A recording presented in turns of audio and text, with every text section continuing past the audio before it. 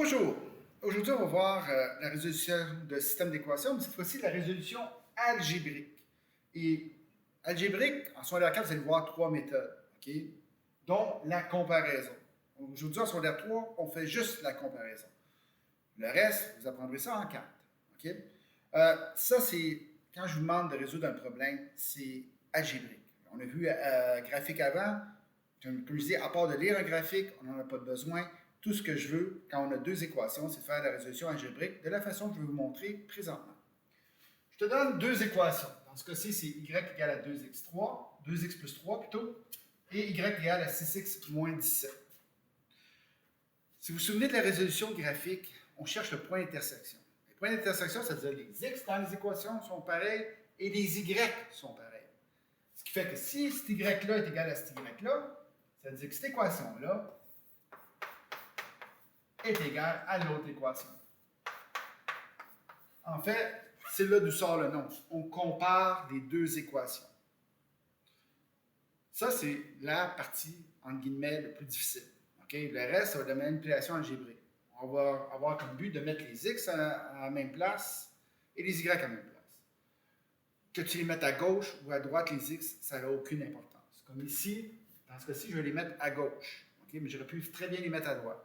Ce qui veut dire que si je mets les x à gauche, ça veut dire 6x n'est pas à bonne place. Donc ça, c'est plus 6x, ça va donner moins 6x. OK? Et si je mets les unités à droite, le moins 17 reste comme ça, le plus 3 devient moins 3. OK? Très important ici, je répète, les x d'un côté, les unités de l'autre. Ça veut dire que les x, j'ai décidé de les mettre à gauche, c'est-à-dire le plus 6x devient moins 6x, et vu que les unités sont à droite, le plus 3 devient moins 3. On simplifie les côtés, c'est-à-dire moins 2x, plus 2x moins 6x, ça va donner moins 4x, moins 17, moins 3, ça donne moins 20. À partir de ce moment-ci, on isole les x, ce qui veut dire qu'on va diviser par le coefficient du x. Dans ce cas-ci, c'est moins 4.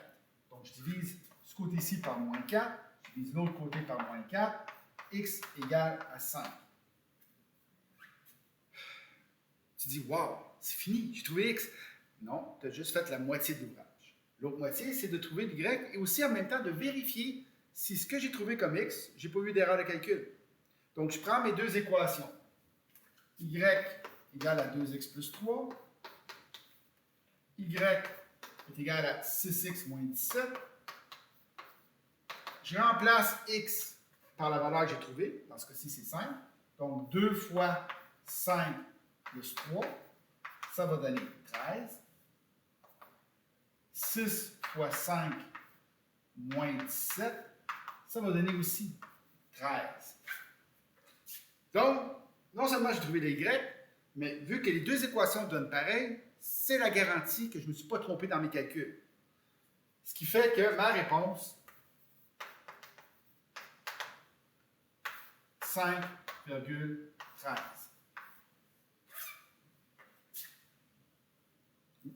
Excusez, je m'aperçois que on manque un peu d'espace. OK, donc ma réponse, c'est 5,13. On fait deuxième exemple.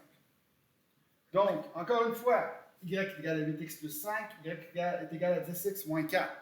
S'il y avait des fractions ici, là, mets-les en nombre numérique. Okay? En fin de compte, j'aurais dû faire ça avec les fractions. C'est possible aussi que si tu as des fractions, à l'intérieur de ça, tu arrondis à deux chiffres après virgule, ben, ton y à la fin ne soit pas exactement pareil, plus ou moins 1. Okay? Donc, ça, tu ne paniques pas là-dessus. Si c'est à peu près pareil à la fin, tu prends la première réponse des deux, puis ça va être celle-là qui va suffire. Okay? Si seulement tu as des fractions et que tu as arrondi. Si les fractions arrivent juste, la réponse va arriver juste aussi. Donc, ici, il n'y a pas de fraction. On garde les deux équations, on les compare. 8x plus 5 va être égal à 10x moins 4. Cette fois-ci, juste par caprice, je vais mettre les x à droite. Okay? Donc, ça veut dire que 10x reste pareil. Le plus 8x ici devient moins 8x. Ici, à gauche, on regarde les unités. C'est plus 5, ça va rester pareil. Le moins 4 qui est là va devenir plus 4. Donc, je répète, le 8x ici devient moins 8x. Le moins 4 ici devient plus 4. 5 plus 4, 9. 10x moins 2x moins 8x va donner 2x. Et on fait la même chose. On regarde le coefficient du x. C'est 2 dans ce cas-ci. Et on divise par ce coefficient-là.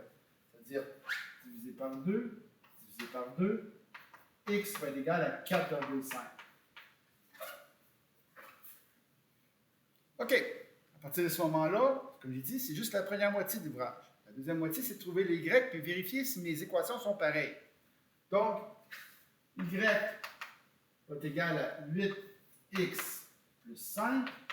L'autre y va être égal à 10x moins 4. 8 fois 4,5 plus 5, ça va donner 41.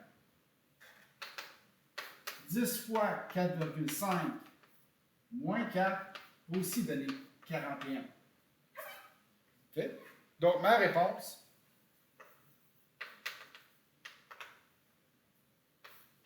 « 4,5,41. » Et voilà. Okay? Si vous suivez étape par étape, vous ne pouvez pas vous tromper.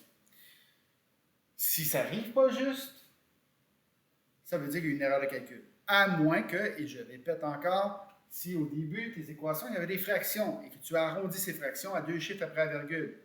Donc, si on prend comme 3 neuvièmes, tu as marqué 0,33 au lieu de 0,333333. C'est possible à ce moment-là qu'à la fin, il y a des dixièmes ou des unités qui vont être différentes. OK? Mais pas beaucoup. Mais ça va être à peu près pareil, mais ce ne sera pas exactement pareil. Donc, à ce moment-là, comme je t'ai dit, tu prends la première des deux réponses et tu la marques comme ça. Puis on s'en préoccupe pas. OK? J'espère que c'est assez clair. On se revoit à la prochaine capsule. Si c'est nébuleux, ça, viens voir la récupération parce que ça, c'est de la matière qui va revenir en secondaire 4. Là. Donc, tu ne laisses pas ça traîner si tu ne comprends pas. Sinon, ben, on se voit à la prochaine capsule. Au revoir.